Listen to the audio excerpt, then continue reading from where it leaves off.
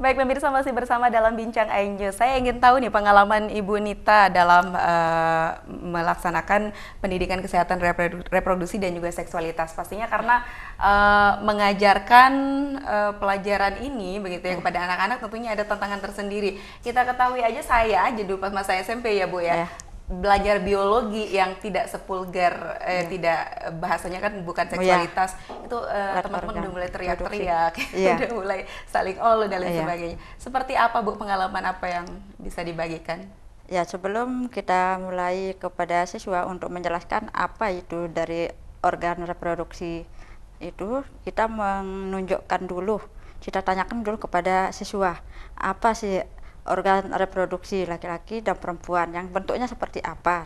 Saya tanyakan dulu kepada siswa. Kalau mereka sudah tahu, nah baru kita menunjukkan bentuk gambar, kita buat posternya, kita jelaskan, kita pampang di depan mana ini ya organnya untuk laki-laki, ini organnya untuk perempuan. Nah, kenapa ini kita jelaskan? Karena ini sangat berfokus pada kesehatan, terutama organ-organ yang ada dalam tubuh kita.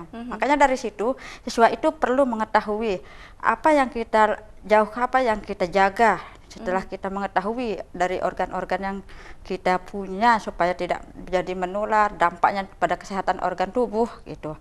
Jadinya kita menjelaskan kegunaannya, fungsinya, bagaimana kita menjaga apa yang kita hindarkan supaya tidak terjadi. Tapi ternyata yang sekarang ini untuk anak-anak itu banyak yang tahu namanya mimpi basah gitu, menstruasi. Jadi memang lagi masa-masanya kalau SMP Bu ya? Masa-masanya sudah kelas 7 aja sudah mulai sekarang.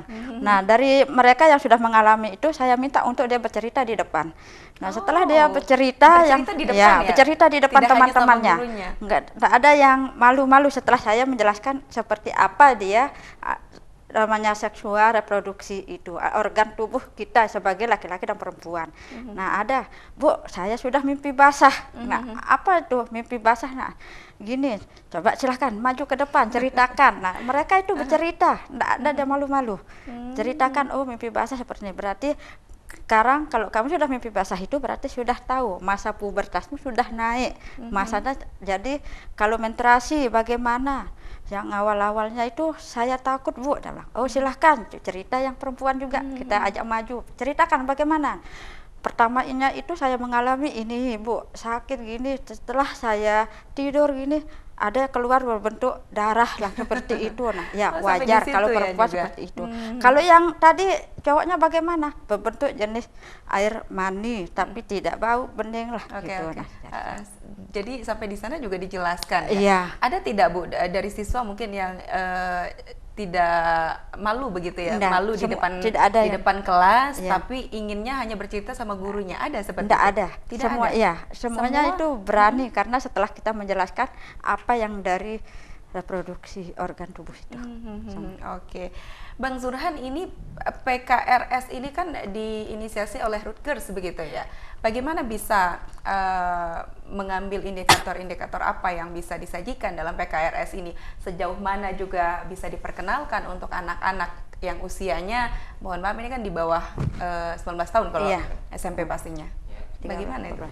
Jadi indikator untuk memperkenalkan PKRS ke anak SMP ini dengan modul setara ini memang itu sudah ada kajiannya, termasuk kenapa menggunakan modul setara ini untuk SMP dan sebagainya, dan itu sudah ada uji coba yang sudah dilakukan dan sebagainya. Nah, dari uji coba tersebut paslah dengan menggunakan modul setara ini untuk melakukan pembelajaran kesehatan seksual dan reproduksi untuk anak-anak SMP kelas 7 dan kelas 8. Jadi sejauh ini di modul setara ini kita punya modul 2, yang pertama itu untuk kelas 7 dan kelas 8. Jadi kenapa di kelas untuk kelas 9-nya gimana? Karena kita beranggapan karena kelas 9 itu sudah mendapatkan informasi kan di kelas 8, dan jadi artinya dia bisa lebih bertanggung jawab lah untuk untuk menjaga misalnya kesehatan, untuk menghargai teman dan sebagainya seperti gitu. Jadi itu beberapa indikator kenapa kita memang menyasar di kelas 7 dan kelas 8 bukan ujuk-ujuk langsung milih gitu, tapi ada pembelajaran yang sudah dilakukan sebelumnya. Oke, modul setara ini saya penasaran, apa saja yang diperkenalkan, yang lebih banyak diperkenalkan dalam modul setara ini, Bang Guru? Yang lebih banyak diperkenalkan itu bagaimana cara kita berpikir positif lah untuk ketika berbicara pendidikan kesehatan seksual dan reproduksi. Oke. Tidak boleh mengandai-ngandai, artinya ya. Maksudnya seperti apa? Tidak boleh mengandai-ngandai, misalnya mau bilang kata penis saja ya,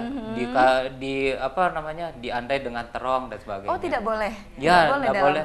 Jangan sampai nanti ketika dia kembali ke sekolah, ke rumah atau ke masyarakat, anak ini, Pak, itu terong Pak, bilangnya. Padahal maksudnya, dan itu kan ya alat reproduksi dan sebagainya seperti gitu. Dan jangan sampai juga kita salah memberikan informasi terkait dengan hal tersebut, karena anak tidak mungkin akan bertanya di luar dari kemampuan nalarnya si anak untuk berbicara misalnya terkait dengan pendidikan kesehatan reproduksi.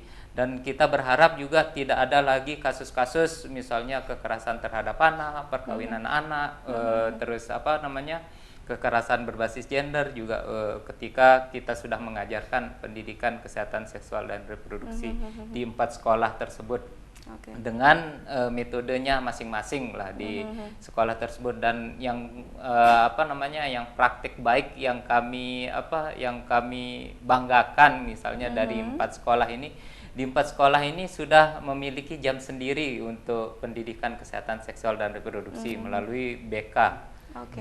Jadi di SMP 5 Selong juga menggunakan BK, SMP 1 Jeroaru juga menggunakan BK, sama Darul Ustoh dan NW Selayar.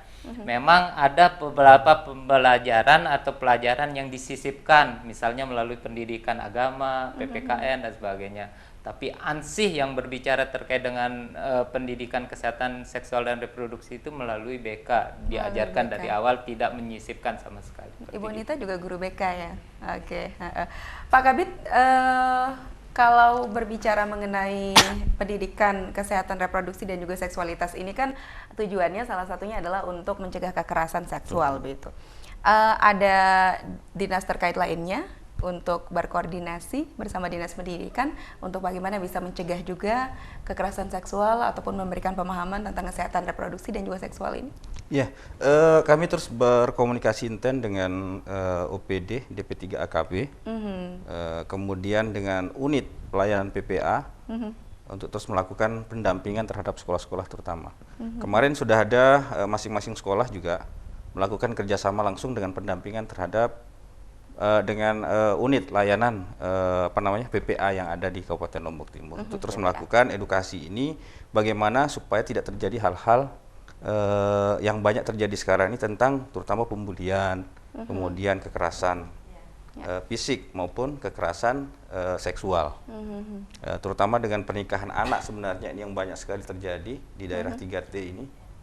Itu yang kami terus bagaimana memantau pergerakannya di wilayah-wilayah terluar ini, karena di situ banyak terjadinya kasus-kasus ketika kita berhadapan dengan secara adat. Di situ banyak, kalau menurut agama kita kan dengan umur yang 12, 13, 14 di masa-masa dia masih sekolah di SMP, itu banyak sistemnya ketika anak-anak ini bisa dicuri lah untuk dinikahkan. Nah, seperti itu yang banyak terjadi sekarang. Faktornya kira-kira apa, Pak Kabid? Kalau faktornya banyak sebenarnya kalau kita melihat di situ ya. Dari broken home, kemudian dari pengawasan orang tua, di mana orang tuanya beralih tanggung jawab itu ke neneknya maupun ke kakeknya. Fungsi pengawasan itu hilang. Kemudian di situ dengan lingkungan sesama dia, bagaimana cara menjaga marwahnya dia sama perempuan di situ. Kemudian di situ faktor ekonomi yang banyak sebenarnya. Faktor ekonomi. Iya. Perkawinan anak itu. Iya. Jadi ketika salah satu pengalaman di situ orang tuanya yang tidak mampu melihat calon dari suami anak ini dia agak mampu di situ, dia berkeras untuk menikahkan di situ untuk menaikkan tingkat derajat ekonominya. Oke. Untuk menekan itu tentunya ada yang dilakukan juga oleh Dinas Pendidikan ya. Tapi nanti dijawab pertanyaan saya, kita break dulu. Pemirsa jangan kemana-mana, kami akan masih kembali dalam Bincang iNews.